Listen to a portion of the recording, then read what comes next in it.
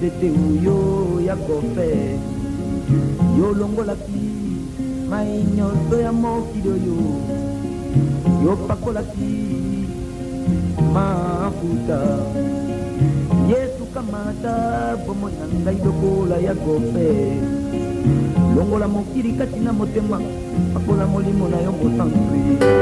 Sur le trafic numéro 335, allons chanter rock séculaire. Rock séculaire, frappez pour moi. Nous chantons rock séculaire.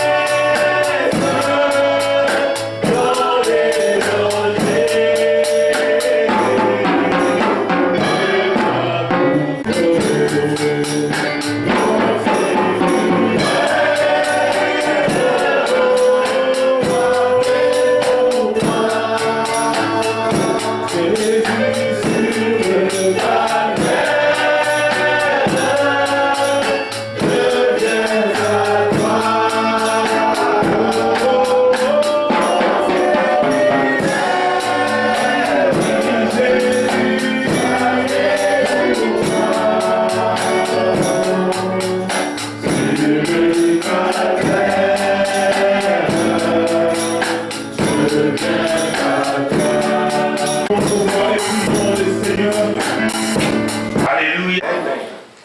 Êtes-vous aimé ce matin? Amen. Êtes-vous dans la joie? Amen. Nous sommes dans la joie quand nous sommes dans la maison de notre Père. L'église est une affaire qui concerne les chrétiens. L'église c'est notre affaire. La parole de Dieu c'est notre affaire. C'est que Jésus qui soit le Dieu adorable. Et je crois que nous sommes vers la fin du mois de février. Nous approchons aussi vers la fin dans l'enseignement de cet âge de l'Église. Cet enseignement, c'est une colonne. Une colonne. Nous lirons cela. Qu'est-ce qu'une colonne dans une église? C'est une fondation, un fondement. La colonne doit se dresser, même si tout le monde n'est plus là, la colonne est là. Amen. La première colonne, c'est le Seigneur Jésus-Christ. Même si tout le monde ne fait plus de lui, Même si tout le monde peut l'abandonner, mais lui il reste là. Parce que c'est lui la parole. Dans 1 Jean, il est dit, au commencement c'était la parole était avec Dieu, la parole était Dieu. Cette parole s'est fait chair. Quand la parole s'est fait chair, c'est l'église. Nous sommes dans l'église de Dieu vivant. Bien-aimés frères et sœurs, et je crois que ce Dieu-là qui appelle chacun avec urgence, dans les temps, le dernier jour, il est en train de mettre quelque chose. Il arrose la foi. La foi, c'est un don de Dieu à nous.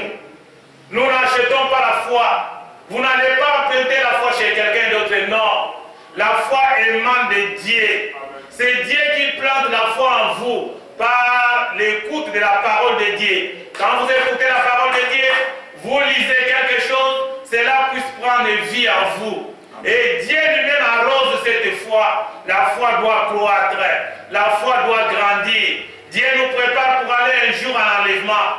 Mais nous devons avoir une foi suffisante. Une grande foi qui se rapporte à ce départ. L'Église partira un jour.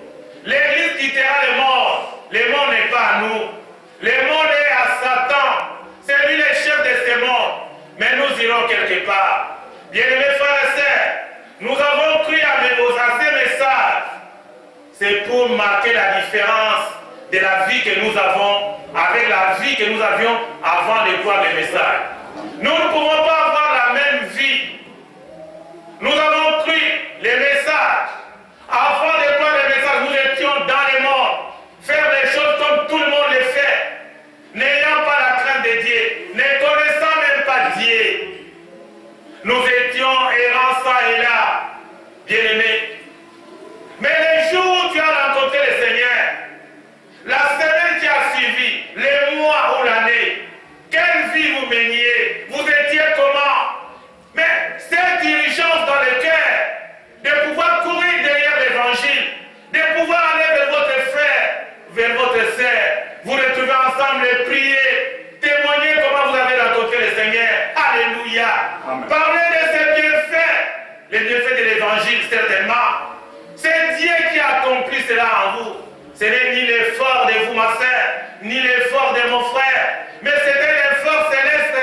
Dieu lui-même entrant dans l'or, il agit, il extirpe les morts et il place les paroles et les semences de la victoire. Alléluia. Que Dieu vous bénisse.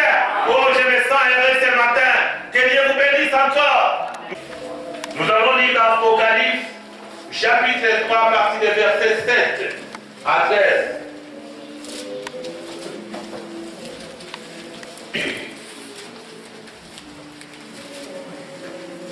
Apocalypse, le dernier livre de la Bible. Apocalypse au chapitre 3, verset 7.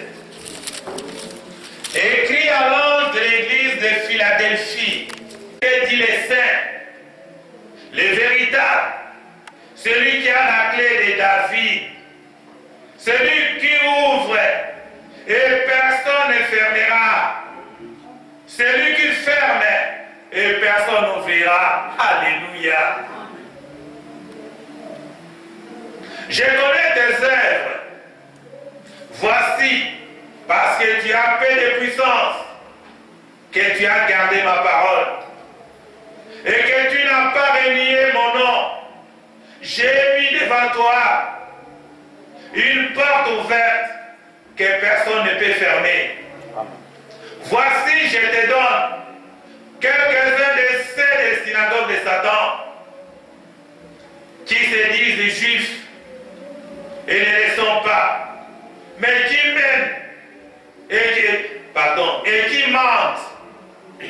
Voici, je les ferai venir se prosterner à tes pieds et reconnaître que j'ai aimé, je t'ai aimé, parce que tu as gardé la parole de ta persévérance en moi. Je te garderai aussi à l'ère de la tentation qui va venir sur le monde entier pour éprouver les habitants de la terre. Je viens bientôt. Retiens ce que tu as afin que personne ne prenne la couronne. Celui qui vaincra, je ferai de lui une colonne dans le temple de mon Dieu. Et il n'en sortira plus. J'écrirai sur lui le nom de mon Dieu. Amen. Et le nom de la ville de mon Dieu. De la nouvelle Jérusalem qui descend du ciel. D'auprès de mon Dieu et mon nom nouveau. Que celui qui a des oreilles entende ce que l'Église dit. Celui qui a des oreilles entend ce que l'Esprit dit aux églises. Inclinons-nous pour la prière. Les vrais dieux de nos pères dans la foi, les dieux d'Abraham, d'Isaac, de Jacob, les dieux qui ont marché avec Paul, les dieux qui étaient avec Shadrach, Meshach et Abednego, les dieux qui ont accompagné Daniel dans la fosse au lion, les dieux qui étaient avec ses deux disciples sur les chemins d'Emmaüs. Seigneur, tu es le même Dieu pour nous ce matin. Viens, Père, nous sommes dans les besoins. Tu es le secours qui ne manque jamais. Viens prendre encore suffisamment de place dans nos cœurs. Nous avons dans les besoins. Seigneur, remplis cette salle de l'entendement spirituel. Tous ceux qui sont venus faibles te rencontrent ce matin. Qu'il soit une bénédiction au Dieu. Toute personne qui n'a jamais pris la décision pour toi, il peut le faire ce matin. Tu n'as pas changé. Fais de nous des colonnes ce matin pour ta parole. Fais de nous, Seigneur, ces dons-là dont tu avais besoin dans ces temps de la fin. Garde-nous dans ta parole. Tu nous as donné un nouveau nom, un nom chrétien. Seigneur, c'est la parole, ces noms-là. C'est chrétien, ces noms-là. C'est Christ, ces noms-là. C'est la parole de Dieu pour ces temps de la fin. Rencontrer, Seigneur, guéris les malades. Envoie de merveilleuses guérisons pour donner, Seigneur, à tes enfants. Que personne ne sorte d'ici malade. Au nom de Jésus. Au nom de Jésus-Christ. Guéris les pères. Rétablis en bonne santé spirituelle, physique. Les âmes du ciel à tes enfants. Il n'y a plus de gens dans la prison, qu'il n'y a plus de gens en captivité. Seigneur, nous venons pour la parole. Bénis, Seigneur, chaque personne. Accompagne-nous sur les chemins par ta grâce étonnante. Que nous soyons, Seigneur, des nouveautés. Parce que Jésus est dans notre camp. Seigneur, nous sois élevés. Sois béni, sois glorifié à jamais. Merci pour tout ce que tu fais pour notre changement. Merci pour tout ce que tu nous remplis pour que le Saint-Esprit puisse se mouvoir dans nos cœurs. Seigneur, comme des dieux, gloire, louange soit à toi. Bénis ces paroles que nous venons de lire. Elles nous apportent un gain supérieur parce que c'est une parole qui vient de toi. Tu n'as pas changé, Seigneur. Remplis-nous, ô Dieu. Remplis chaque personne. Seigneur, que ton onction nous accompagne. Gloire et louange à toi, nous te bénissons. Bénis les services, Seigneur, dans cette église. Bénis la prédication, ô Dieu. Bénis tout ce qui se fera. Toi, le seul guide, le seul conducteur, le seul Saint-Esprit de Dieu vivant. Merci, nous avons prié. Nous croyons ce que nous avons demandé et ce que nous n'avons pas demandé. Connaissant nos besoins, tu nous l'accorderas. Parce que Dieu, tu mérites la gloire, les acclamations, tu mérites la puissance. Tu es le vrai. Je te remercie infiniment dans le puissant nom de notre Seigneur Jésus. Amen. Amen. Que Dieu soit loué. Que Dieu soit béni. Notre Dieu, il est l'incontournable. L'enseignement que nous sommes en train de voir, c'est un enseignement qui concerne. C'est Jésus qui est venu vers nous. Jésus, il est le bienvenu parce que nous lui avons donné toutes nos vies, tous nos êtres, tous nos cœurs, toutes nos âmes appartiennent désormais à notre Seigneur. Le Seigneur est heureux, il y a la joie au ciel. S'il y a un péché qui se répand, si quelqu'un donne sa vie au Seigneur, quelque chose se passe. Le droit chemin, il a réparé, il a arrangé les choses qu'il faudra mettre en ordre. Frères, sœurs, chaque personne doit être en ordre avec la parole de Dieu. Alléluia. Que Dieu soit béni. Alléluia. Qu'il soit loué éternellement. Oh bien-aimé, le message est adressé. Message de fil à défi. Nous venons de lire cela. Nous avons parcouru, nous avons commencé dans la première église, les premiers âges. Aujourd'hui, nous sommes dans le 6e âge, avec l'église de Philadelphie. Cette église est en train de progresser. Nous sommes entrés dans les zones sombres, les églises qui ont connu des ténèbres, des tribulations, la persécution ont tué les chrétiens, c'est qui entre eux. Un chrétien ne peut pas tuer un autre chrétien. Ça devient des paradoxes. Comment quelqu'un qui a Dieu avec lui, quelqu'un qui est rempli de l'esprit de Dieu, va tuer encore une autre personne qui a le même esprit? Non. L'un a l'esprit de Dieu, l'autre n'en a pas. Celui qui s'est dit être rempli du Saint-Esprit, comment va-t-il parler en mal contre celui qui est aussi rempli du Saint-Esprit? Comment va-t-il persécuter, prendre une épée, percer les ventres d'une femme en grossesse, tuer même la femme, tuer même l'enfant qui porte? Au nom de Jésus, je ne le crois pas. Cela ne se fera pas au nom de Jésus. La persécution, c'est l'ennemi. La tribulation, c'est l'ennemi. C'est pendant les zones sombres, les zones de ténèbres que nous avons parcouru à voir comment l'Église a souffert avant que l'Église arrive dans les temps que nous préparons. Philadelphie prépare l'entrée dans l'Odyssée. Parce que dès que nous terminons avec l'âge de Philadelphie, nous entrons dans l'âge, le dernier âge de l'Église, l'Odyssée. Nous sommes dans l'Odyssée. Nous verrons cela en l'âge. Comment le Seigneur va nous conduire et inspirer? Qu'est-ce que le prophète a dit concernant l'âge de l'Odyssée? Notre enseignement a comme base la Bible. Nous venons de lire la Bible. Et dans cette Bible qu'il interprète, Jésus lui-même interprète sa parole. Mais ici, il donne à un messager. Celui qui reçoit de Dieu la parole, il va les prêcher, les proclamer. Il va les rendre publics parce qu'il a reçu de Dieu. Comment il devait annoncer cela? Que gloire soit rendue à notre Seigneur.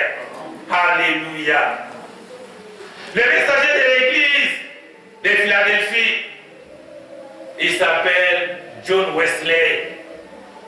John Wesley, c'est un homme, un docteur en théologie, un érudit, un homme intelligent. C'est comme dans ces temps-là, n'importe qui ne pouvait pas toucher la Bible. Regardez, c'est cela, le 6e âge, l'âge de Philadelphie, avec John Wesley. C'était un grand homme de Dieu. Et Dieu l'a suscité parmi d'autres. Parmi les gens de Zwingli aussi, qui connaissait la parole. Jusqu'en 1906. Je crois que c'est parmi cet âge-là que nous allons parler de cet âge. Dieu va utiliser un homme. Qu'est-ce qui va se passer? C'est un réformateur également. Parce que Luther s'est arrêté à la justification. Il a dit tout simplement que l'homme vivra par la foi. C'est exact, c'est correct. Mais c'est incomplet. Il s'arrête juste à la justification. Que quelqu'un qui a la foi, cela suffit. Il a le Saint-Esprit. Non. Et avec Philadelphie, John Wesley nous amène à la sanctification. La sanctification vous amène à une vie de consécration. La sanctification nous amène à une vie de prière intense. À une vie de mourir, la nouvelle naissance. Vous mourrez au monde. Vous mourrez à ce que vous êtes. Et Dieu vous fera naître dans son royaume. Cela vous excitera beaucoup prier. Vous ne laissez pas le temps. Ça vous donne envie de témoigner. Ça vous donne envie de parler du Seigneur Jésus. Ça vous donne envie d'aller vers les frères, d'aller vers vos sœurs. Vous parlez, vous priez. Vous parlez un peu de ce que Dieu est en train de faire. Vous priez. À la maison, vous priez. Vous priez intensement. Vous vous consacrez pour que l'onction de Dieu soit sur vous. Ce message est adressé à un messager de l'âge de Philadelphie. Pas à tout le monde, mais à John Wesley.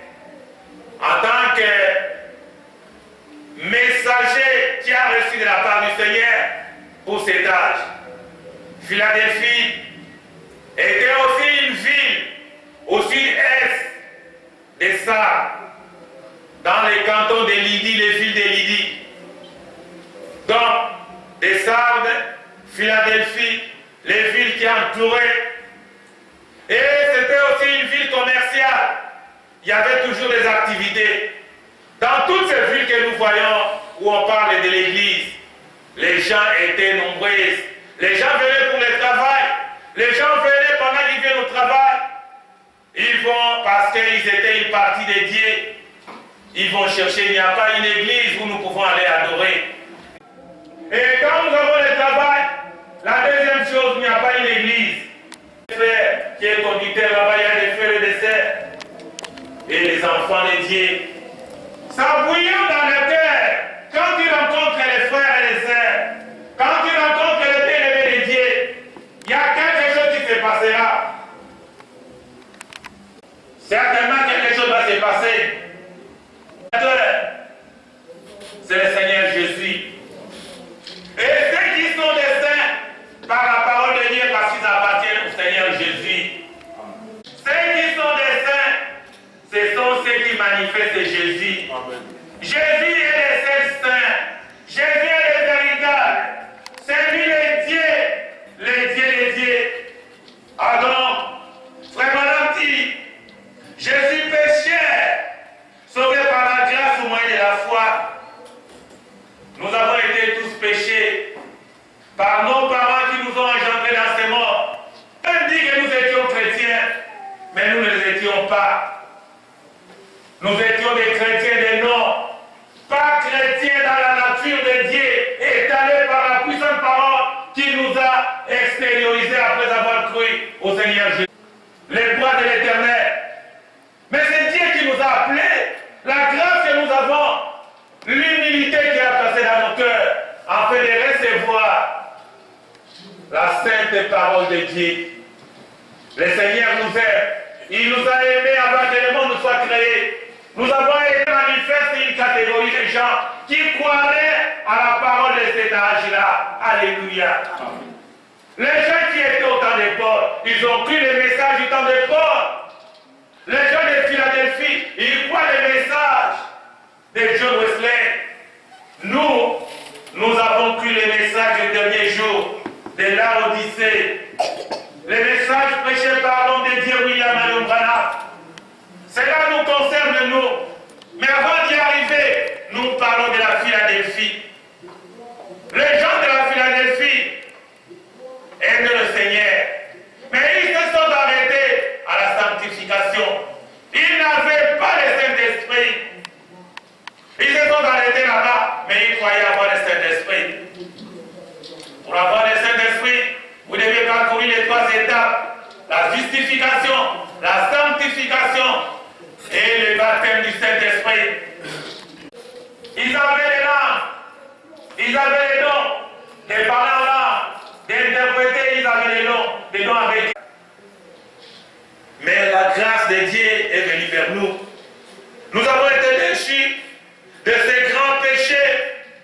Mais Jésus, par son amour, sa riche miséricorde, le Saint Jésus, lui le véritable, paya les prix. Il a payé ses prix. Il a payé le double de ses prix pour nous racheter. Jésus vous a aimé, mon frère. Ce matin, croyez-le. Mes sœurs, ce matin, croyez-le. Si vous aviez encore les doutes, frère Branham nous dit, il est le véritable saint. C'est celui qui a donné sa vie. Jésus s'est fait pécher sur les bois du calvaire. Celui qui se pend sur les bois du calvaire, c'est une malédiction. Il est maudit. Le grand Dieu du ciel qui est venu sur la terre, il s'est livré au monde pour se faire une malédiction en faveur des rachetés. Alléluia. Amen. Nous sommes ces rachetés des derniers jours. Nous sommes ces élus. Dieu nous a regardés par sa puissante parole. Dieu nous a rachetés par son sang. Personne n'a payé de l'argent. Personne n'a fait un sacrifice quelconque. C'était le sacrifice parfait qui est Christ lui-même, le véritable saint. Dieu donna sa vie à ce peuple qu'il a beaucoup aimé, qu'il a considéré au premier plan, qui se rassemble à lui, qui est à son image, qui manifeste la nature de Dieu. Alléluia. Amen. Ce Dieu-là est grand. Il s'appelle le Seigneur des Seigneurs, le Roi des Rois, le Dieu Tout-Puissant. Les cieux et la terre passeront. Lui ne passera pas parce que c'est lui la parole. Amen. Alléluia. Amen. Oh bien-aimé, quelle parole nous avons cru. Cela bouillon dans nos cœurs. Cela nous positionne. Cela nous guérit des maladies. Cela nous donne un plus dans l'onction de Dieu. Parce que Dieu connaît même nos faiblesses. Il vient comme les secours qui ne manquent jamais. Amen. Quel parfait. Le monde ne le verra pas. Mais il est avec nous. Il est à nous. Il connaît nos dépositions. Il sait ce qu'il fera. Parce que le lendemain est à lui. Il nous ce Dieu-là. Le Dieu de William Alon Branham. Que son nom soit élevé béni à jamais. Amen. Alléluia. Son nom c'est le Seigneur Jésus. L'abondance de la parole de Dieu ne nuit pas. Amen. Dans un chant, il est dit ceci. Dans un chant, nous avons dit ça. Il dit, nous savons aussi que le Fils de Dieu est venu et qu'il nous a donné l'intelligence pour connaître le véritable. Amen. Amen. Jésus le véritable. Et nous sommes dans la volonté. Et nous sommes dans le véritable. À son Fils Jésus-Christ. C'est lui qui est le Dieu véritable. Amen. Et la vie éternelle. Petits enfants, gardez-vous des idoles. N'allons pas vers les idoles. Il n'y a qu'un seul véritable que nous puissions adorer, c'est le Dieu Tout-Puissant. Amen. Son nom, c'est le Seigneur Jésus. C'est lui la colonne des fées. C'est lui la colonne des nuées. Bien-aimés frères et sœurs, les rejetons de la vie. Le Saint-Esprit de Dieu vivant. Encore. C'est là où nous disons le fils de David. Mais jusque-là, il n'est pas encore fils de David pour nous. Il se révélera fils de David en Israël. C'est là-bas la promesse est réservée. Mais nous, aujourd'hui, il s'est manifesté en tant que fils de l'homme. En tant que fils de Dieu. Amen. Alléluia. Amen. C'est lui et tous les prophètes ont parlé de lui. Il devait venir. Il est bienvenu dans nos cœurs. Si nous pouvons applaudir pour le Seigneur Jésus. Dieu soit loué. Alléluia. Aujourd'hui, mon frère, ma soeur, les bénédictions qui sont déversées sur vous, qui viennent de Dieu, les bénédictions célestes, personne ne peut les ravir. Amen. Personne ne peut détruire les bénédictions d'un enfant de Dieu. Parce que ça vient de Dieu. Ce ne sont pas les bénédictions temporaires, des bénédictions éphémères. Ce ne sont pas les bénédictions de ces mondes. Mais ce sont les bénédictions de Dieu.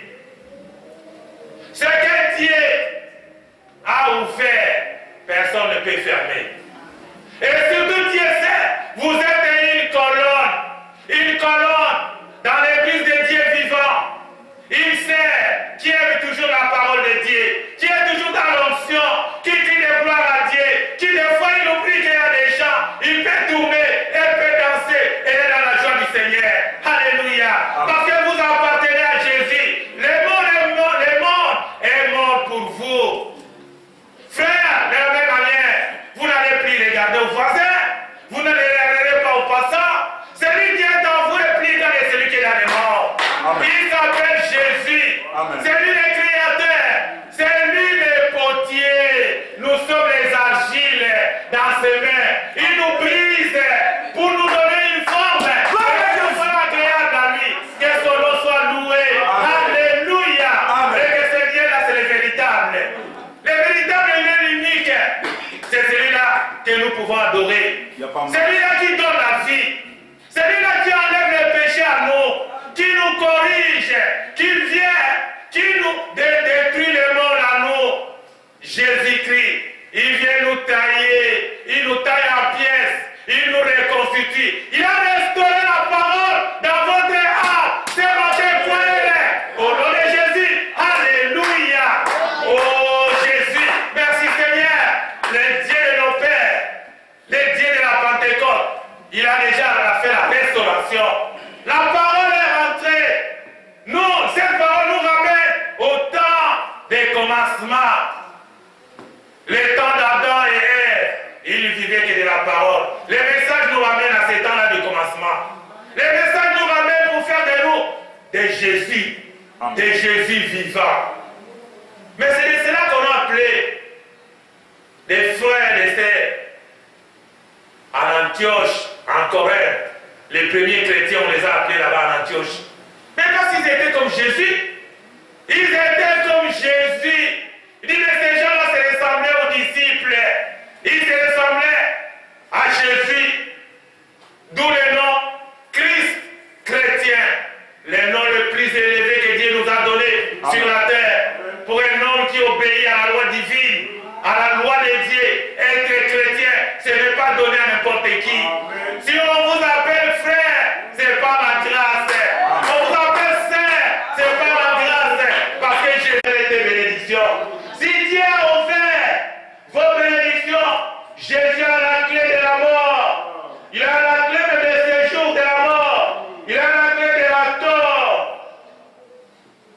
Il appellera une escorte d'anges au-delà des Jourdain. Oh, que Dieu soit loué. J'aime ça. Alléluia. Frère Branham dit, Jésus qui nous conduit maintenant, il envoie un ange de l'Éternel pour défendre nous. L'ange de l'Éternel ne coopère pas avec les péchés. Alléluia. Vous voulez que l'ange de l'Éternel vous accompagne? Soyez saints au travers de la parole de Dieu. Il se tiendra à votre droite. Il vous précédera sur le chemin. Derrière vous, il y a une armure. Même si on vous voit des flèches par derrière, il y a une armure qui vous protégera. C'est le fait. Le jour où il nous entoure de la colonne de nuée, pourquoi devons-nous avoir peur? Celui qui nous a appelés, il est plus grand que celui qui est dans le monde. Jésus est Dieu. Il montre qu'il est de tout. Il t'a aimé sans tenir compte de tes conditions. La ville de la Philadelphie, c'est une ville située à 120 km de sud-est de ça. Cette population était une population juive. Mais il y avait aussi des chrétiens. Les juifs ne sont pas des chrétiens. Le peuple hébreu, c'est un peuple de Dieu. Mais ils ne sont pas chrétiens. Ils ne sont pas chrétiens parce qu'ils ne croient pas en Jésus. Alléluia. C'est nous. Quand l'évangile est venu vers eux, ils n'ont pas cru. Dieu les a aveuglés en faveur de nous les païens, en faveur de nous les nations, pour que la parole nous arrive. Il va susciter Paul, le messager Paul, prophète. C'est lui qui va parler pour les nations. C'est lui par son premier évangile. L'église commencera à cet âge-là. Dieu va utiliser certains prédicateurs pour que l'évangile nous arrive. Bien-aimés frères et sœurs, les Juifs sont dans la promesse du Seigneur, ils attendent. Quand l'église partira à la maison, en enlèvement, après, le Seigneur tournera ses regards vers l'Israël. Il va vers ses frères.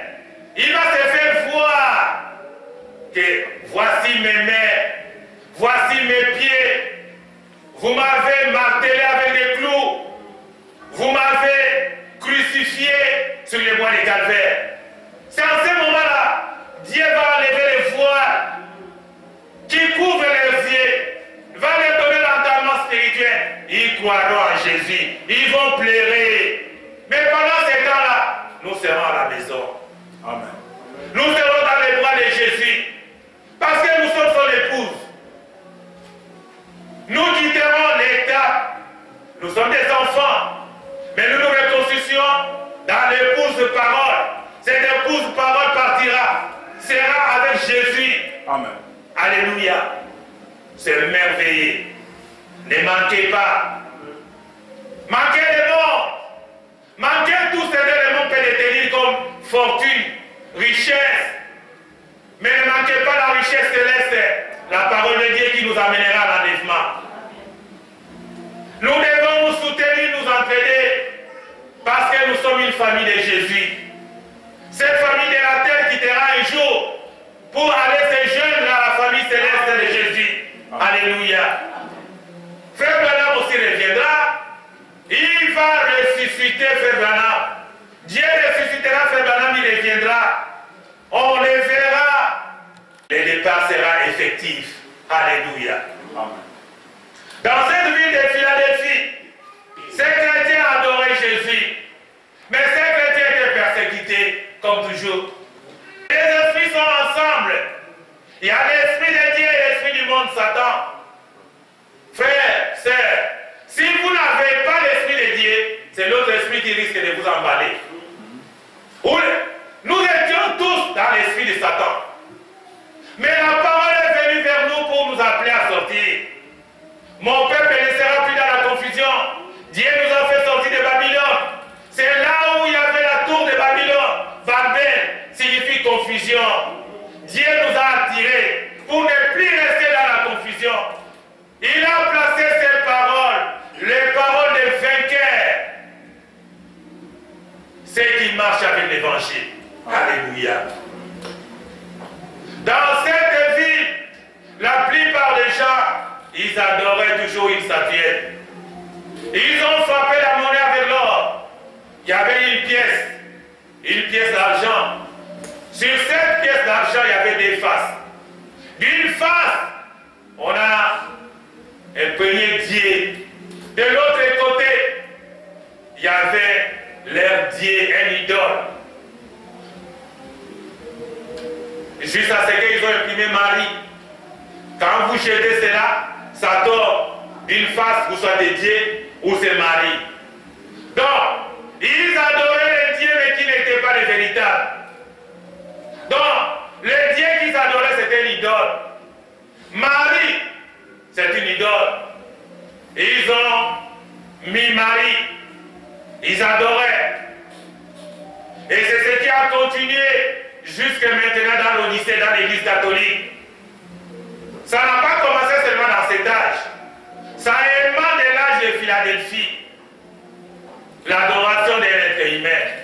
Mais quand vous adorez l'être humain, vous serez limité. Vous ne pouvez pas être spirituel. Vous êtes capable de tuer votre frère. Vous êtes capable de tuer votre soeur. Vous êtes capable de tuer votre voisin.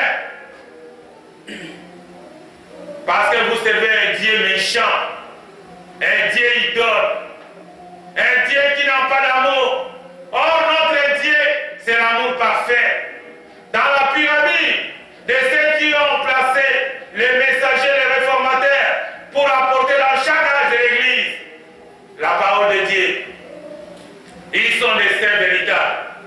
L'Église connaît des problèmes jusqu'après leur départ. L'Église devient une organisation. L'influence des autres qui viennent dans l'Église, ils amènent l'influence du monde, l'influence du péché. Ils sont plus corrects. Ils commencent à abandonner la parole de Dieu. Quand vous jetez cela, soit vous avez la face de Dieu, soit Marie, c'est la même chose. Parce qu'ils adoraient des idoles. Ils avaient un temple. C'est le temple de Satan. La synagogue de Satan. Où ils allaient là-bas, ils entraient, ils sortaient, ils étaient bloqués par la loi. Donc pour eux, quand tu faisais le mal, on te fait aussi le mal. Ça c'est le principe de la loi de Satan. Mais Dieu qui est venu avec la grâce, Dieu par son amour, c'est lui qui nous fait du mal. Vous n'allez pas les rendre le mal. C'est lui qui vous fait le mal. Vous prierez le Seigneur. Vous allez encore l'aimer. Vous prierez pour lui. Il est dans les ténèbres. Il est dans le...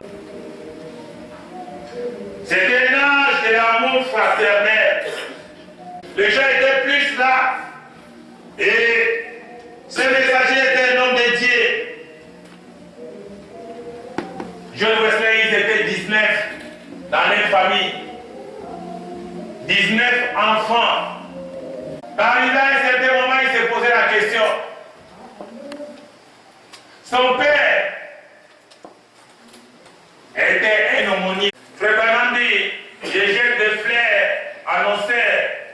Parce que la véritable éducation, ce sont les mamans qui donnent cela aux enfants. C'est continuer à prendre votre charge. Frère Branham parle des 5e ministères que les mamans doivent avoir ou les mamans ont. C'est pour élever les enfants, élever nos enfants suivant la parole de Dieu. Quand ils grandiront, les enfants n'en s'en détourneront pas, ni à droite ni à gauche. Ils seront fidèles aux enseignements reçus de la maman, surtout de la parole de Dieu. Les influences que les enfants reçoivent beaucoup, c'est l'empreinte des mamans. Même moi, même nous tous. Je vais vous donner un exemple. Chez nous à la maison, avec papa, des fois papa devait mentir à maman, amener les mensonges. Voyez. Mais maman m'a dit, Ali, quand tu grandis, ne sois pas un polygame. Cela est resté dans mon cœur, dans toute ma vie, jusqu'à ce que Dieu est venu me visiter et j'ai reçu les messages du temps de la fin. J'étais dans le monde, j'ai travaillé, j'ai prouvé déjà être polygame, mais j'ai pensé à ce que maman m'avait dit. Les influences de maman sur les enfants ont une grande leçon que nous tirons de cela. C'est différent. Les enfants reçoivent des mamans, les enfants reçoivent des papas, l'enseignement de la parole de Dieu, pour qu'ils ne sortent pas de la patrie. Alléluia. Wesley, John Wesley a reçu de sa maman. Et c'est ce qui a amené à entrer dans la profondeur pour chercher Dieu. Il est allé faire des études théologiques. Il a étudié, il a décroché un doctorat en théologie. Il cherchait la présence du Seigneur. C'est plus la vie de maman dans la parole de Dieu qui amène dans la famille chrétienne. Quand vous avez une bonne femme chrétienne, quand vous avez une femme vertueuse, dites merci Seigneur, gloire à Dieu. Une bonne femme, c'est une perle rare que Dieu donne à son fils. Mais c'est la parole de Dieu qui va briser la sœur. C'est la parole qui lui donne des caractères. Dieu lui-même, dans les tableaux, Moïse est allé sur le mont Sinaï pour recevoir les deux tables qui devaient l'amener pour parler aux enfants d'Israël. Le Père. Ça contenait ces mystères qui étaient cachés, révélés dans les derniers jours. Et quand vous écoutez parents, papa ou maman, vous dites cela à nos enfants. Pasteur, dites cela à l'église. Et cela entre dans le cœur des enfants de Dieu. Les enfants de Dieu aiment cela. Les enfants de Dieu font grandir la parole en écoutant l'évangile les jours au lendemain. Alléluia. L'évangile, c'est une vie sainte, une vie qui n'a pas de problème, une vie qui nous transforme, cette vie nous change, cette vie nous place dans les lieux célestes, nous donnant l'onction dans les temps dans lesquels nous vivons. Alléluia. Les saints évangiles, l'ancien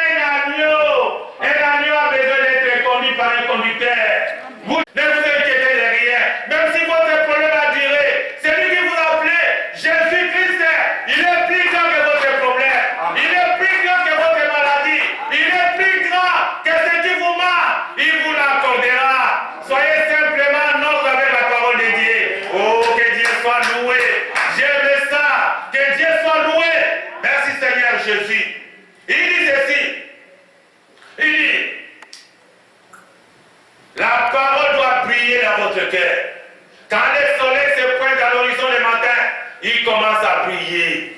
Il vous tape, dit, oh, quel jour glorieux ce matin avec ce soleil. Mais ce soleil, il y en a un qui est plus que ce soleil naturel-là. Jésus-Christ vivant. Il est le soleil de votre âme. Quand il rayonne votre cœur, quand il est en train de briller, tous les péchés doivent quitter. Tous les péchés doivent fuir. Dieu, nous l'avons par sa puissante parole. Et il place les sémences de la vie éternelle. Amen. Alléluia. Une femme vertueuse, c'est la lumière qui change des foyers. C'est une lumière dédiée dans ces temps de la fin. Il sert dans son foyer, mais c'est une lumière. Il fait dans l'humilité son mari. La femme, tu adoucis ton mari. Tu sais changer le cœur de ton mari, surtout quand tu aimes plus la parole. Si ton mari est faible, c'est la femme qui va changer le mari. La femme change toute la famille toujours dans la prière. Amener toute la famille à être plus près de la parole de Dieu. Une femme vertique est entonnée et amène tous les enfants à la prière. Toi, Ruth, prie. Toi, Meda, prie. Toi, Rebecca. Toi, Joël. Amen. Comment la maman entend comment les enfants prient. Papa entend comment les enfants prient. Et amener les enfants. Comment Joseph va prier. Comment Antoine ou Paul va prier. C'est là les enfants apprennent la prière à la maison. Ah, je vais prier comme maman. Ah, je vais prier comme papa. La prière en famille. C'est les grandes prières. Frères, sœurs, soyez scellés. Quand vous abandonnez les saints, vous devenez rétrograde. Quand il n'y a plus les saints, vous devenez un fanatisme. Un soldat au front. Alléluia. Amen. Alléluia. Frère Branham a été converti par l'influence de sa mère. Frère Branham dit, son père ne connaissait rien de la parole de Dieu. C'est sa maman. Sa maman gardait toujours quelque chose, une pièce d'argent. Quand le temps s'approchait, il y a oui. Maman va mettre, et ses fruits à représenter la dîme. Maman va mettre une pièce d'argent. Quand le prédicateur l'a passé, maman remettait cela au prédicateur. Et il dit, prie pour mon enfant. John Wesley, pareillement, c'est les influences de sa maman. Les mamans ont un rôle à jouer important dans la croissance spirituelle des enfants. Vous pensez bien que cela est réel? Oui, cela est réel. Frère Branham, oh bien-aimé, Frère Branham a été converti par l'influence de sa mère qui manquait quelque chose parce qu'il était protestant. Nous avons dit que Luther, c'est le premier protestant. Il a amené un groupe de gens, 20 personnes. Ils sont restés 2 ans durant pour approfondir les études de la Bible. L'église d'Éphèse, à la première église de la Pentecôte, les gens ont gardé un peu de feu. Les gens reculent pour amener les raisonnements, pour amener l'intelligence sur la parole de Dieu. Les influences du monde, ils piétinent sur la véritable sémence de Dieu. Pardon. Luther a fait de cela un protestant. Les protestants ont continué. Dès l'âge de sable, ils sont arrivés mais dans l'âge de Philadelphie. Dans le 6e âge, Philadelphie, il y a les juifs, il y a les chrétiens, mais ces chrétiens, il y a les protestants qui s'opposent, qui protestent contre l'église catholique romaine, qui protestent contre les juifs. Et ils adorent Jésus, et ils croient au Seigneur Jésus. Mais ils sont arrivés à la justification et à la sanctification. Frère, il a amené ses groupes, il dit, la foi ne suffit pas tout simplement. À la foi, il faut ajouter maintenant les œuvres. Moi, je crois que la foi vient de ce qu'on entend. Nous avons cru, notre foi a cru, notre foi s'est développée.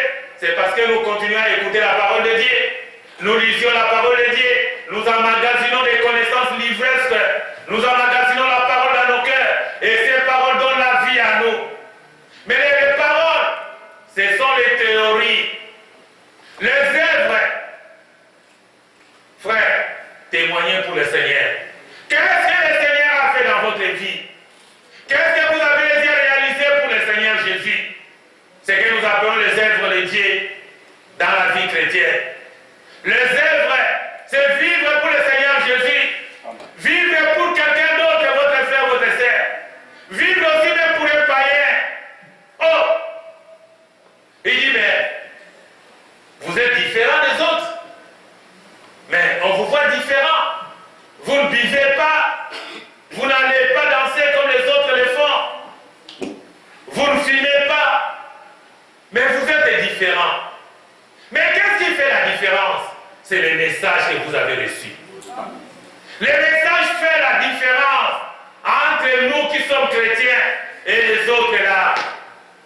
croient pas les messages. La différence en est que nous avons la crainte de Dieu, nous avons le respect envers le Seigneur qui nous a appelés pour notre changement. Le Seigneur qui nous a placés, c'est des glorieuses paroles, c'est glorieux message dans nos cœurs, fait du travail céleste.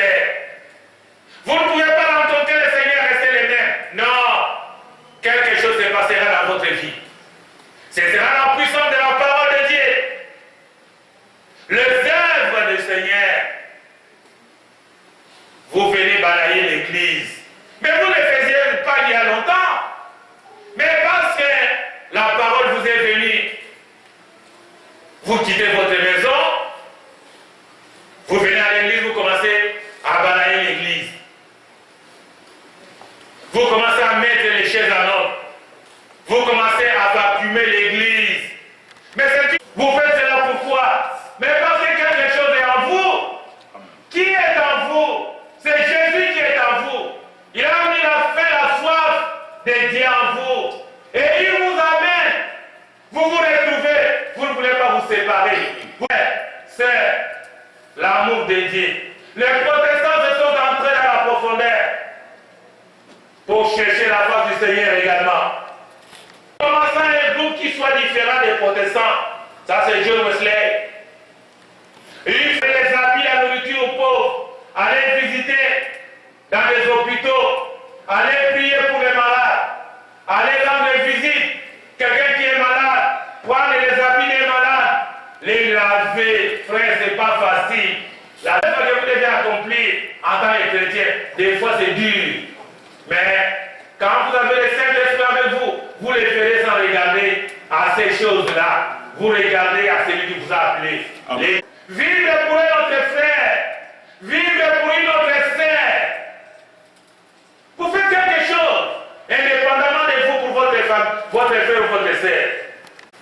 Les œuvres et la foi doivent aller de pair. Vous avez tout simplement la foi, vous vous limitez. Mais vous devez faire quelque chose comme Jésus. C'est cela l'œuvre de Dieu en vous. Vous trouvez quelqu'un malade. Mais qu'est-ce que vous ferez? Même si vous lui donnerez les médicaments, même si vous allez lui parler d'aller à la pharmacie retirer les produits pharmaceutiques, la première des choses qui arrivera à votre cœur, c'est de prier pour le frère ou la sœur. Mais c'est une œuvre de Dieu.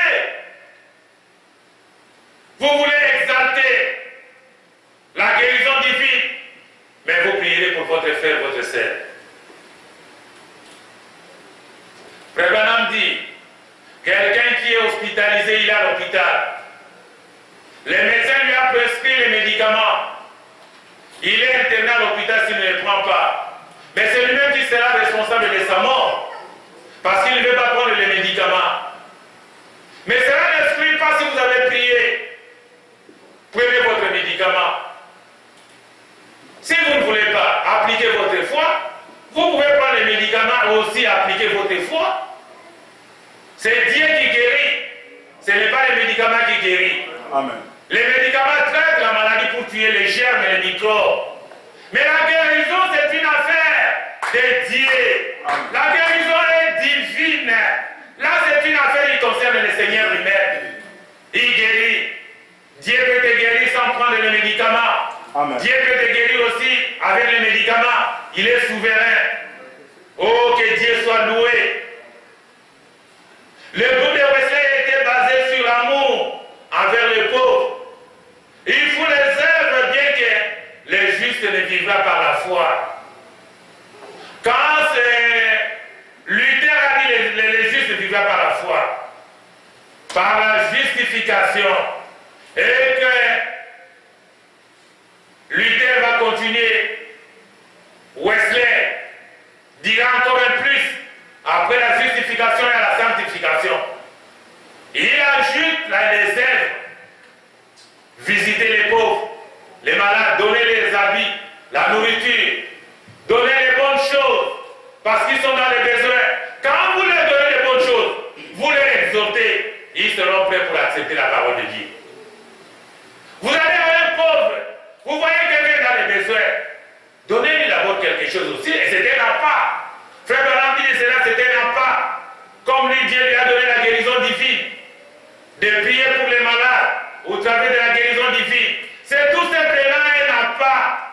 Et après l'homme, son cœur sera fertilisé à recevoir la parole de Dieu.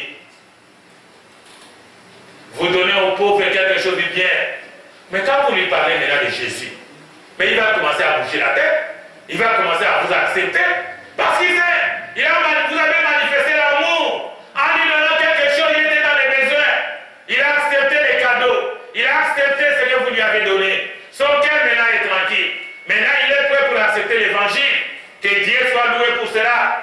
Ça, c'est encore l'œuvre de Dieu. Et l'âge, l'amour fraternel. Dans l'amour fraternel, il y a la communion. Vous communiez. Vous savez, vous pouvez détecter les besoins de votre frère, les besoins de votre sœur. Vous lui amenez quelque chose. Ça lui fera réjouir le cœur. Et quand vous lui parlez du Seigneur Jésus, quand vous lui parlez de la parole de Dieu, il sera heureux de vous écouter. Église, c'est cela la vie éternelle. Alléluia. Amen. Oh bien-aimé, le groupe de Wesley, c'est cela, il parle encore de ça. Lisons un peu qu'est-ce qu'il dit dans Jacques 2, 14, concernant les œuvres, par la parole de Dieu. Vous pouvez faire des œuvres sans parler encore de la parole, mais quelqu'un sera aussi attiré dans Jacques. Après Hébreu.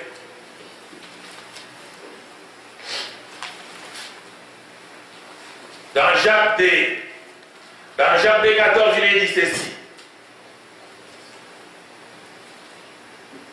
Mes frères, que sert-il à quelqu'un de dire qu'il a la foi?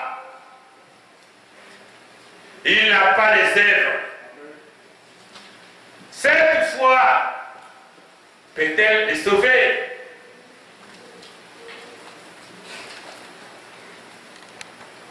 Et que l'un d'entre vous leur dit, allez en paix, chauffez-vous ou rassasiez-vous, et que vous ne leur donniez pas ce qui est nécessaire au corps. À quoi cela sert-il? Si elle n'a pas les œuvres, elle est morte en elle-même.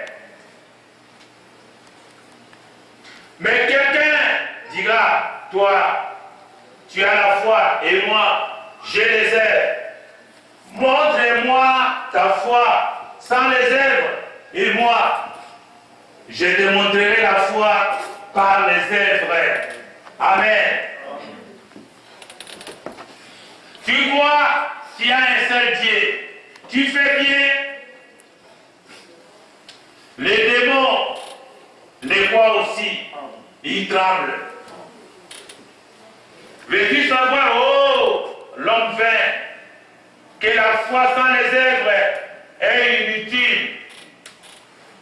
Abraham, notre Père, ne fut-il pas justifié par les œuvres lorsqu'il offrit son fils Isaac?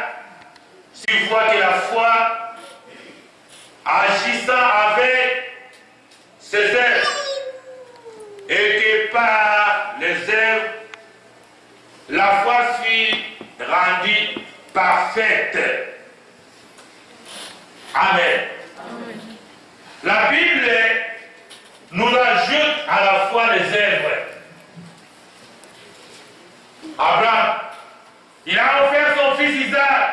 Dieu a dit à Abraham, arrête-toi. Ne fais pas descendre le couteau sur Isaac. Mais c'est une œuvre. Il a manifesté les œuvres de Dieu en lui.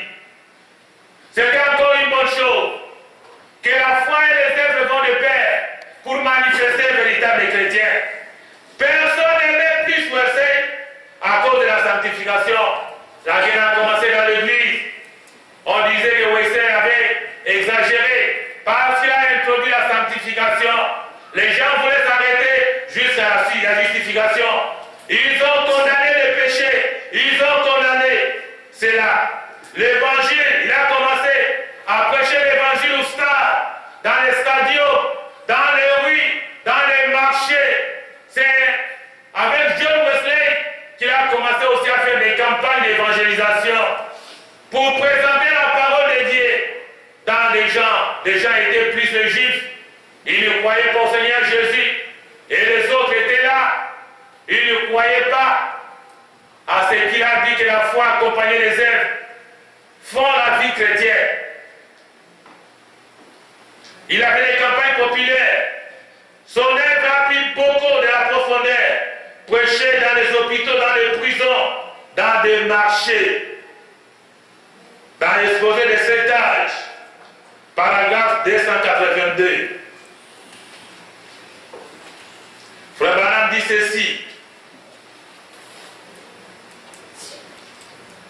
Paragraphe 282. Il faisait des milliers de milles à cheval. Ça c'était John Luther. De même que les prédicateurs itinérants qui œuvraient avec lui pour répandre l'évangile ou près et ou loin. De fait, Wesley faisait 4500 milles ou 7000 kilomètres. Il faisait de longues distances à cheval. Il allait par-ci par-là pour apporter l'évangile. Il croyait à la puissance de Dieu. Il priait pour les malades. Il avait l'onction pour prier pour les malades. Avec une grande foi, obtenant des résultats merveilleux. Il y avait des signes, des miracles. Il y avait des prodiges, les manifestations du Saint-Esprit qui a accompagné parce qu'il était un véritable homme de Dieu. Il avait la puissance de Dieu en ce moment-là parce qu'il était le messager. Dieu l'avait honoré par sa puissance. Il priait pour les gens. Il avait la puissance de l'onction pour répandre l'évangile. En ce moment-là, les gens croyaient, bien que quelques temps après, les gens ne seront plus d'accord avec lui. De nombreuses filles de réunions où les dons de l'esprit se manifestaient. Des dons se manifestaient. Des dons s'opéraient dans le ministère de John Luther pendant qu'il apportait l'évangile. Wesley est plutôt de Wesley. Wesley se préconisait par l'organisation. Il est vrai que ses collaborateurs avaient formé une société unie qui était une assemblée d'hommes ayant les signes apparents de la piété et recherchant ce qui en fait à force, unis afin de prier ensemble, de recevoir la parole d'exhortation et de veiller les uns sur les autres dans l'amour, de manière à s'aider mutuellement, à travailler à leur salut. Il avait au départ ce désir de se rassembler par le Dieu, s'unir pour la cause juste, avancer en regardant la même direction de Jésus, regardant ce que Dieu faisait la force parmi eux. Ils aimaient les uns les autres, ils avaient un amour mutuel, un respect réciproque. Quelque chose était en eux, ils aimaient la parole de Dieu. Parce qu'ils voulaient tous avoir un salut. Une seule condition était requise pour y entrer, être de ceux qui avaient le désir de fuir la colère à venir et d'être sauvés de leurs péchés. Peu à peu, ils établirent une liste de règles strictes, s'imposant une discipline pour le bien de leur âme. Wesley reconnut qu'il ne pouvait qu'après sa mort. Le mouvement s'organise et devient de plus en plus une forme extérieure, dépourvue de vie, parce qu'alors l'esprit se retirerait. Il dit une fois qu'il ne craignait pas que le nom des méthodistes disparaisse de la face de la terre, mais que l'esprit, lui, se retire. Wesley était un méthodiste. Parmi les protestants, nous avons dit qu'ils étaient des protestants. Ils se sont protestés contre la parole de Dieu. Mais lui, il s'est révélé qu'il était méthodiste. Il disait que avant que vous ayez la nature extérieure, de manifester la nature de Dieu, ça doit commencer par l'intérieur. L'intérieur doit être premièrement être changé. Quand votre intérieur n'est pas encore changé, l'extérieur ne serait qu'apparemment rien du tout. Mais si l'intérieur est déjà changé, vous avez le caractère, l'extérieur sera sera tout à fait exact, reflétera l'intérieur. Mais après, ils se sont organisés. Ils sont devenus une organisation. Ils ont commencé à mettre des règles strictes pour défendre leur organisation. Là, Dieu a commencé à les quitter. L'Esprit de Dieu a commencé à les quitter. Ils se sont devenus une organisation méthodique. Ils se sont confirmés comme des méthodistes. Alléluia. Au cours de sa vie, il aurait pu acquérir les grandes richesses, mais il ne le fit jamais. Au sujet de l'argent, il aimait à dire, obtenez tout ce que vous pouvez, épargnez tout ce que vous pouvez, et donnez tout ce que vous pouvez. Si Wesley revenait, il serait vraiment surpris de voir cette dénomination des méthodistes qui porte aujourd'hui le nom des méthodistes. Ils sont riches, immensement riches, mais la vie et la puissance de John Wesley manquent. La puissance leur manquait, parce qu'ils sont devenus une organisation. Les messages, pendant que vous mettez Branham à côté, avec les messages, vous devenez une organisation. La puissance de Dieu vous quittera. Il n'y aura plus la puissance de ces messages. Il n'y aura plus la doctrine exacte de ces messages. Ces glorieux messages deviendront faibles. Les dons qui s'opèrent dans les églises de messages vont s'éteindre. La parole de Dieu deviendra faible. Les gens deviendront des formalistes. L'amen quittera les corps des gens. Les gens ne diront même plus gloire à Dieu. Amen, merci Seigneur. Ils deviendront là comme les gens formés en théologie ou séminaire. Les gens formés par la cause de Jésus. Quelque chose manquera. On dit si aujourd'hui, Wesley revenait, il ne trouvera plus la puissance. Les gens sont devenus riches. Les méthodistes sont riches. Ils sont riches immensement. Ils ont l'argent, mais ils n'ont plus la puissance de Dieu avec eux. Ils ont perdu les manifestations du Saint-Esprit. Frères, les temps dans lesquels nous vivons, dans les messages c'est pareil. Parce que j'ai dit que les messages de Philadelphie préparent notre entrée dans la Odyssée. La Odyssée, sa prose apparente comme l'âge de Philadelphie. L'église devient formaliste. Les gens viennent à l'église. Les gens parlent des messages. Mais les messages n'ont plus la vie dans les cœurs des gens. Les gens ont placé les péchés. Les péchés ont pris place dans les cœurs des gens. Faisons attention, si nous ne pouvons pas revenir à Dieu, si nous ne pouvons pas faire les cœurs bas revenir au Seigneur, Dieu, nous avons failli, que Dieu nous aide à revenir sur les trois chemins. Frères bien-aimés, quelque chose est entré, les synagogues de Satan, dans cet âge de Philadelphie. Alléluia.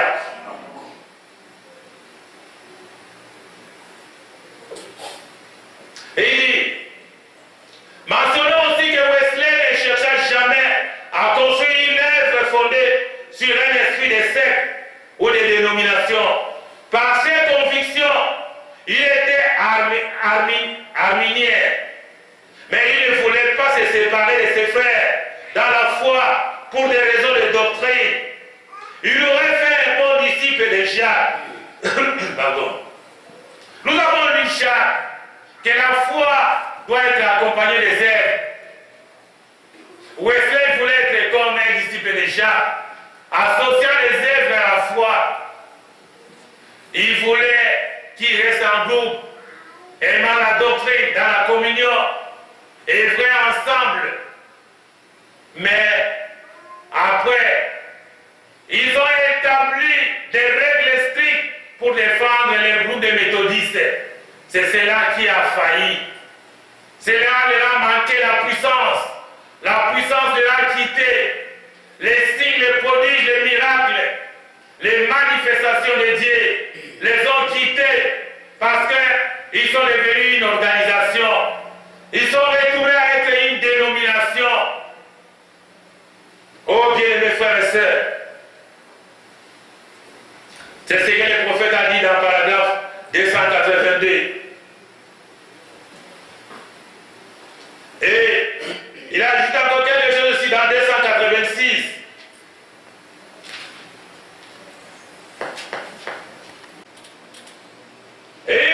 une sanctification dans ta vie. La sanctification selon laquelle personne ne verra Dieu. Si tu ne peux pas te sanctifier, comment tu vas prier? Comment ta prière sera agréable à Dieu? Comment tu amèneras Dieu dans la profondeur? Comment tu avais amené l'onction de Dieu? Il faut chercher toujours la sanctification. Consacrez votre vie à Dieu. Vous considérez même pas, considérez les paroles qui donnent la vie. Considérez la présence surnaturelle de Dieu. Tout ce qu'on peut trouver dans cette vie aussi satisfaisant, aussi bien et bon que ce soit, n'est rien. Mais en Christ, vous trouverez la somme de toute la perfection. Tout s'estompe et devient insignifiant à côté de lui. Celui qui a la clé de la vie, cette belle proposition, le véritable Christ, la réalisation parfaite par rapport à la réalisation partielle. C'est bien cela. Moïse était un prophète de Dieu. Mais le prophète de Dieu. David est un homme selon le cœur de Dieu, était un roi d'Israël. Mais Jésus est Dieu, Dieu lui-même.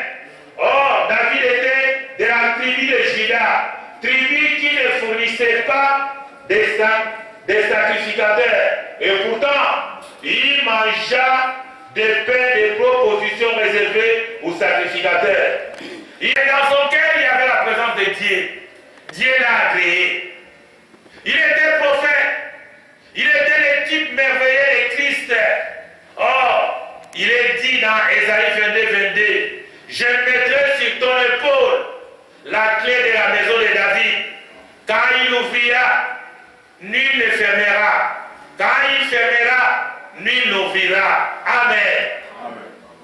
L'Esprit utilise cette référence tirée de l'Ancien Testament concernant le Seigneur Jésus-Christ et son ministère dans l'Église, la sanctification de la clé de David pour ces temps-là n'est qu'une ombre, mais elle a maintenant son accomplissement. Alors que Jésus se tient au milieu des chandeliers, tout cela se rapporte à notre Seigneur après sa résurrection. Et non pas au temps de son pèlerinage terrestre. Mais qu'est-ce qui signifie cette clé? La réponse se trouve dans la position de la clé. Elle n'est pas dans sa main. Elle n'est pas suspendue à son cou. Elle n'est pas remise entre les mains d'autres hommes. Sinon, le verset ne pourrait pas dire que lui seul a l'usage de cette clé, Jésus vivant. Car lui seul ouvre et ferme. Et personne n'a le droit à part Jésus lui-même. Pas vrai? Amen. Mais où est la clé? Elle est sur son épaule. Mais pourquoi l'épaule? Lisez dans Ésaïe 9:6. Et le gouvernement sera sur son épaule. Qu'est-ce que cela signifie? Voici la réponse. L'expression « le gouvernement sur son épaule » vient de la cérémonie du mariage, telle qu'elle est pratiquée en Orient. Au moment où la mariée est confiée au mari, elle enlève son voile et le place sur les épaules de son mari. Ce geste signifie non seulement qu'elle soumet à lui, c'est-à-dire qu'elle lui abandonne ses propres droits, qu'il est le chef, mais aussi qu'il porte la responsabilité, qu'il prendra soin d'elle, et que lui seul, personne d'autre, aucun autre homme, aucune autre puissance n'a sur elle aucun droit ni aucune responsabilité. Et la clé de la vie, bien aimé, c'est cela. Comme il est souverain, Dieu par un décret divin, connaissait à l'avance, très précisément, que celle qui ferait partie de son épouse, il a choisi. Ce n'est pas elle qui t'a choisi, c'est Dieu qui t'a appelé, c'est Dieu qui t'a choisi. Il n'est pas venu d'elle-même. Il est mort pour elle. Il a lavé par son propre sang. Il a payé le prix pour elle. Elle lui appartient. Elle n'appartient qu'à lui. Seul. Elle lui appartient complètement. Il en accepte la responsabilité. Il est son chef. Car Christ est le chef de son église. De même que Sarah appelait à Abraham. Seigneur, ainsi l'épouse est heureuse qu'il soit son Seigneur. Il parle et elle obéit, car cela fait sa joie. Applaudissez pour le Seigneur Jésus. Ça, c'est la profondeur du prophète. Quand il dit que seul Christ a la responsabilité sur l'épouse, une femme qui va au mariage, quand va lever son voile pour que son visage, une fille dédiée, mettra ça sur l'épaule de son mari, cela signifie que c'est son mari qui a la responsabilité sur elle. C'est lui qui a la clé, c'est lui qui a l'autorité sur la sœur. La sœur se soumet à son mari, qu'elle soit sur son mari et sur son épouse. Jésus-Christ a la responsabilité sur l'église épouse parole. C'est lui qui paye les prix, il a payé au calvaire. C'est lui, il n'y a pas un autre homme. C'est clair pour l'église. Oh, Jésus nous amène dans la sanctification. Il nous amène dans cela. Jésus nous amène dans cela. Et combien d'églises, dans cet âge dans lequel nous vivons, ne trouvent loin de la réalité. Les jours viennent bientôt où les hommes même qui prétendent maintenant parler au nom de l'église, un antichrist en chair et en os, un antichrist qui déposera le Seigneur, et le Christ, lui, nous le trouverons en dehors de l'église, en disant, voici, je me tiens à la porte, je frappe, si quelqu'un entend ma voix et ouvre la porte, j'entrerai chez lui, je souperai avec lui et lui avec moi. Ça, c'est ce qu'il a dit dans Apocalypse 3, 20. Frère, de Wesley a fait, ils ont mis Jésus dehors, ils ont mis les principes écuméniques dans l'église, de ce qui croit, ce qui doit avoir comme règle de la parole de Dieu. Que Jésus revient. Frère et bien-aimés sœurs, écoutez le prophète dit cela dans la page 288. Il dit ceci, nous venons de lire une première partie. Mais laissez-moi dire ceci, on ne met pas notre Seigneur à l'échec. Non, Jésus ne connaît jamais l'échec. Les hommes prétendent ouvrir la porte à Dieu et fermer cette porte. Mais ce sont les menteurs. Tout ce que le Père lui a donné viendra où qu'il m'a rejeté. Il ne perdra aucun d'entre eux. Jean 6, 37, 39. Et quand le dernier membre et l'unique corps de Christ sera entré, alors notre Seigneur Jésus apparaîtra. Amen. C'est à bientôt, l'Église. Il reste à... La venue du Seigneur est imminente. Nous devons préparer nos cœurs. L'heure devient tardive. Il n'y a plus rien à attacher avec le monde. Le monde est perverti. Le monde est dans l'échec total.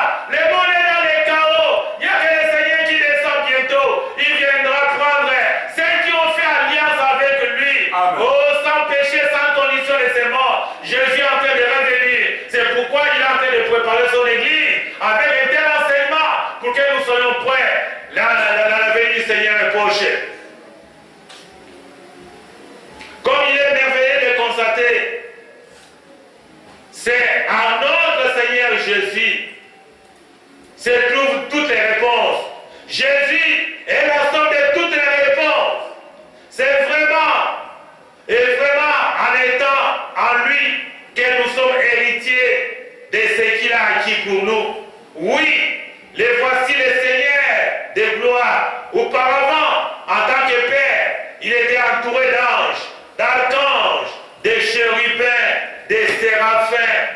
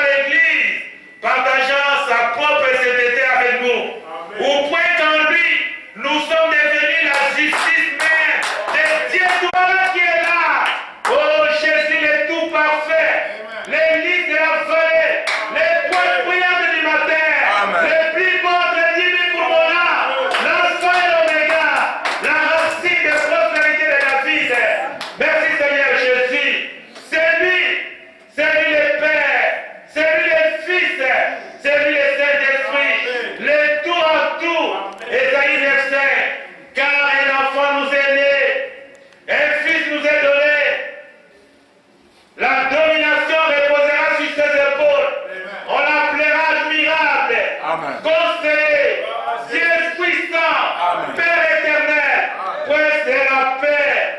Alléluia. En lui se trouve l'accomplissement parfait et glorieux. Il se tient au milieu de l'église. Et nous chanterons sa louange, car lui, le puissant conquérant, est le chef de l'église qui épouse. Elle lui appartient. Elle est à lui seul. Il prend soin d'elle. Alléluia. Alléluia. Oh, il lui manque la puissance. Il lui manquait l'évangile et la manifestation de la puissance de Dieu. Chasser les démons, les diables, pas seulement par la connaissance.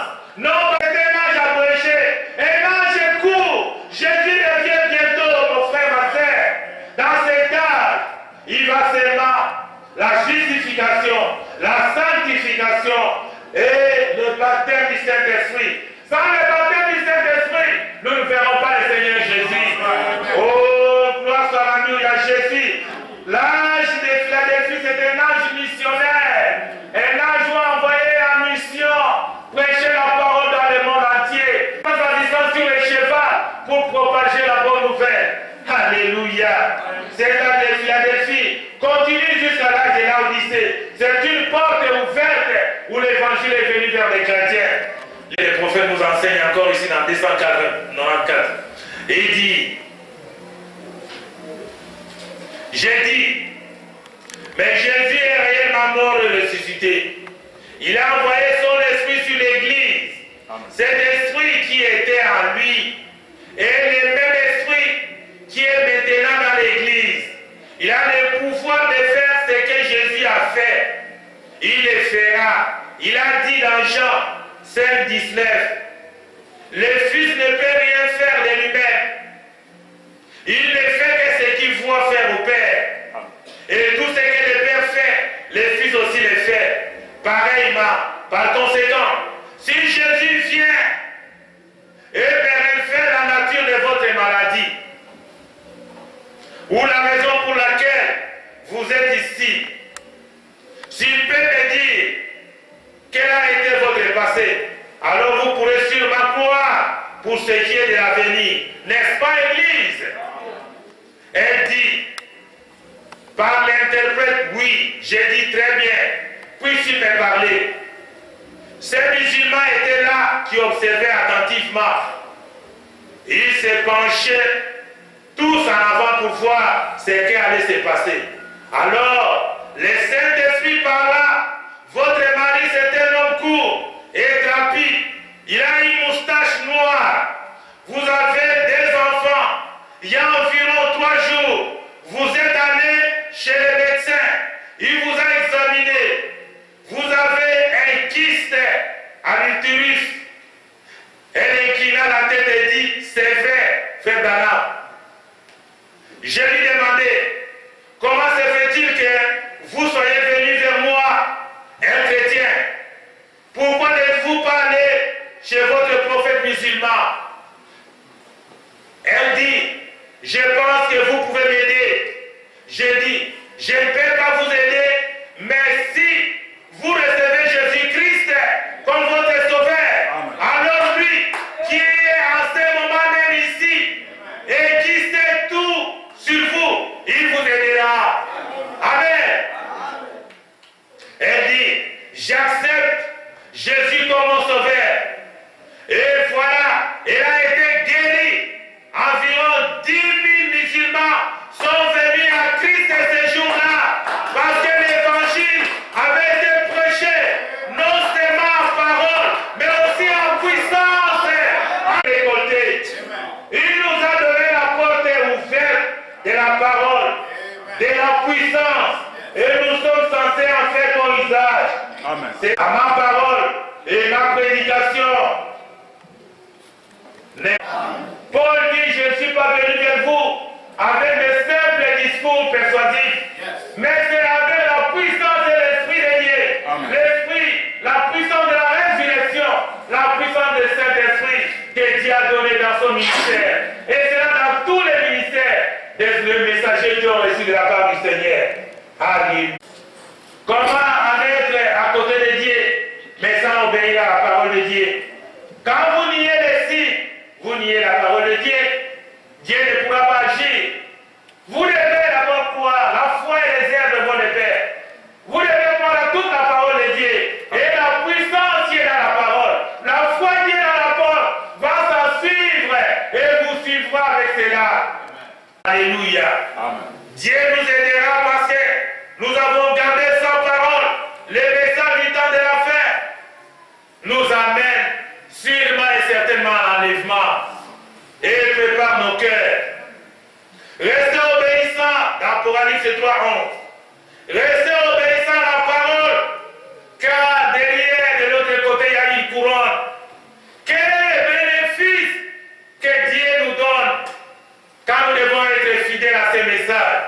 Il dit, restez obéissants à la parole, car de l'autre côté, il y a une couronne qui est votre récompense. Vous serez couronnés de l'autre côté. Ne perdez pas la couronne. Ne perdez pas cette couronne. Dans 2 Timothée 4:8. Quand Dieu reviendra, tu seras au ciel. Que personne ne puisse arracher cette couronne que Dieu a prévue. Car la Bible en parle. Garde bien ce message. Et dans Apocalypse 3:12.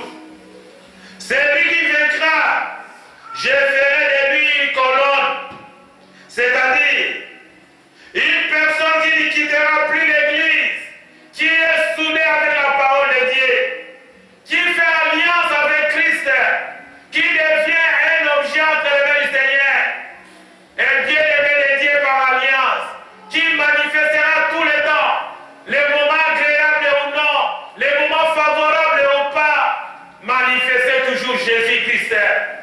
Oh, que Dieu soit loué. Amen. Que Dieu soit béni. Que Dieu nous remplisse encore, nous amène plus près de la foi. La nouvelle naissance, le Saint-Esprit de Dieu vivant, la vie céleste en vous, les sceaux que Dieu a scellés, l'alliance qui nous unit avec la parole de Dieu, la victoire que nous avons dans le nom de Jésus. Alléluia. Amen. Vous serez une colonne dans l'église, une fondation, un fondement, une colonne, un temple de Dieu. Dites seulement, je vais être une colonne, que chacun dise cela. Une colonne dans l'église, c'est moi. Une colonne, c'est la fondation, c'est le temple de Dieu. Que Dieu soit loué, même si les vents viennent, même si les vents viennent de quel côté, même si comment ça s'est passé pour diviser l'église de Dieu, pour faire sortir les enfants de Dieu. Mais vous restez à votre place parce que vous êtes une colonne qui fait bonheur avec Dieu, une colonne qui sera justifiée, qui sera sanctifiée. Et cette colonne recevra le jour qui vient le baptême du Saint-Esprit, parce que nous allons entrer dans l'âge de la Odyssée. Et une colonne, c'est une fondation dans le temple de Dieu vivant. Ceux qui ont pris position, ceux qui sont devenus héritiers, un fondement. Ephésiens 2, 19-22. Et il vous donnera un nom nouveau que Dieu a placé.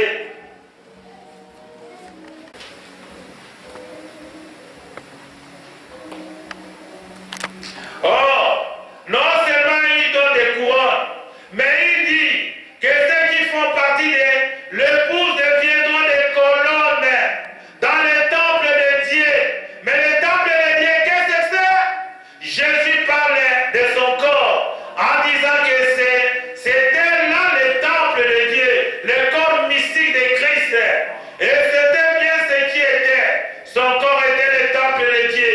Mais maintenant que nous sommes son corps, c'est la vraie Église qui est le temple de Dieu par le Saint-Esprit, qui est en nous maintenant. Il va faire de celui qui vaincra une colonne dans les temples. Mais qu'est-ce qu'une colonne?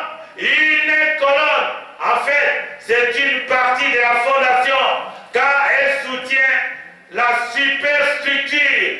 Gloire à Dieu, voilà, qui met les vainqueurs sur le même plan que les apôtres, le même plan que les prophètes, car il est dit dans Ephésiens 2, 19-22, êtes-vous plus des étrangers, ni des gens du dehors, mais vous êtes des concitoyens des saints. Alléluia. Des gens de la maison de Dieu. Vous avez été édifiés sur les fondements des apôtres et des prophètes.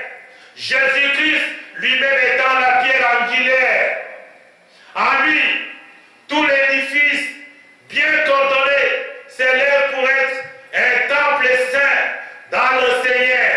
En lui, vous êtes aussi édifiés pour être une habitation de Dieu dans l'esprit. Oui, c'est verset 22 dit bien que nous faisons comme eux partie de l'édifice. Tout a dû passer par la porte qui est Jésus et fait partie de ses corps ou temple. Or, quand Dieu place un homme dans un temple pour en faire une colonne, qu'il fait en lui une partie de ses groupes qui constitue un fondement, que fait-il en réalité? Il lui donne la révélation de la parole de lui-même, parce que c'est exactement ce qu'ont reçu les apôtres et les prophètes. Malachie et Matthieu 16, 17. Il est là, dans la parole. C'est là qu'il se tient. Personne ne peut l'en faire sortir. Pensez bien, c'est bon. Vaincra. J'en pose la question. Qui est celui qui victorieux? La réponse vient immédiatement. Celui qui croit en Jésus est le Christ. C'est celui-là le vainqueur. Il dit que seul le vainqueur est celui qui croit à un Jésus, à un Christ. Mais celui qui croit que Jésus est le Christ, une seule personne, pas deux, c'est celui qui est baptisé au nom du Seigneur Jésus-Christ. Dieu vous bénisse. Amen. Et Dieu vous bénisse. Alléluia. Gloire à Dieu, Seigneur Jésus.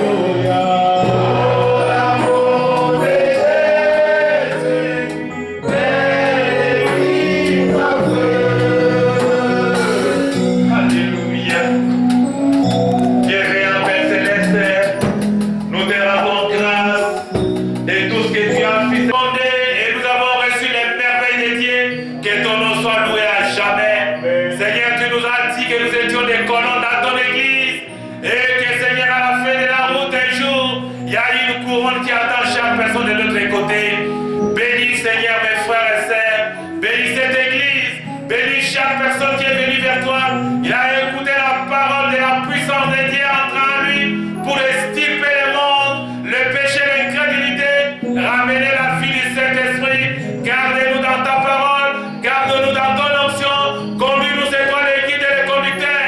Remplis chaque personne qui est venue, qui rentre en lui dans la maison errée, qui rentre guéri, qui rentre changé, qui rentre transformé, apportant les promesses infaillibles de Dieu. Car le Dieu que nous adorons, il s'appelle le Seigneur Jésus. Il est le Seigneur des Seigneurs, le roi des rois, le plus beau crédit du monde, l'étoile du matin qui brille dans nos cœurs. Viens nous fortifier, Seigneur. Viens nous bénir des bénédictions célestes, des bénédictions matérielles et financières. Oh Dieu, rien ne manque à tes enfants. Accorde-les les désirs de leur cœur. Père bien-aimé, merci pour les frères et les sœurs. Merci pour les services d'office de musique. Merci pour tout ce qu'ils font. Un service que comme dans ta maison. Bénis chaque frère qui est venu. Laisse-nous entre tes mains. Tous ceux qui sont à toi, tous ceux dont le Père t'a donné, tu n'as perdu aucun. Et ils viendront à toi, Seigneur, parce qu'ils sont obéissants. Ce sont les brebis, ce sont les âmes à toi, Seigneur. Merci parce que tu as prêché avec moi. Je n'étais que vase humain que tu as utilisé pour rendre cela une réalité. Là, je viens de dire, mais nous retenons une chose, l'amour fraternel ne nous quitte pas, l'amour de Dieu ne nous quitte pas, que nous gardons ces paroles pour entrer dans l'âge de la Odyssée. Merci pour avoir parlé, Seigneur Jésus, rentre avec chaque frère et chaque sœur, bénis chaque personne, bénis le frère qui t'est donné et les autres choses qui doivent être, Seigneur, car Dieu, nous sommes des pèlerins, des concitoyens célestes. Merci, Seigneur. Bénis tes enfants, guéris tous ceux qui sont malades. Au nom de Jésus, celui qui est venu faible ou malade, ou il a un problème, Seigneur, accorde-lui ses bénédictions de son cœur. Au nom de Jésus, Seigneur, les maladies soient sorties d'ici, qu'il aille dans les lieux arides, que ta présence surnaturelle nous enseigne et nous amène dans les lieux célestes, par les manifestations du Saint-Esprit, par les réveils au travers de la parole de Dieu. Bénis nos enfants, donne la sagesse et l'intelligence à l'école. Bénis chaque personne, oh Dieu. Nous transmettons les salutations de nos enfants. Sarah et Myriam à qui nous avons rendu visite hier. Ils ont dit de bénir l'église. Oh Dieu, bénis cette église que nous aimons. Bénis aussi les enfants là où ils sont agressés. Bénis chaque enfant de Dieu. Bénis chaque enfant qui se prépare cette année dans high school. Nous préparons que nous présentons cela pour nos enfants. Laisse que Seigneur, Père, c'est toi l'éternité. Remplis-nous, sois avec nous. Merci pour la gloire de notre Seigneur.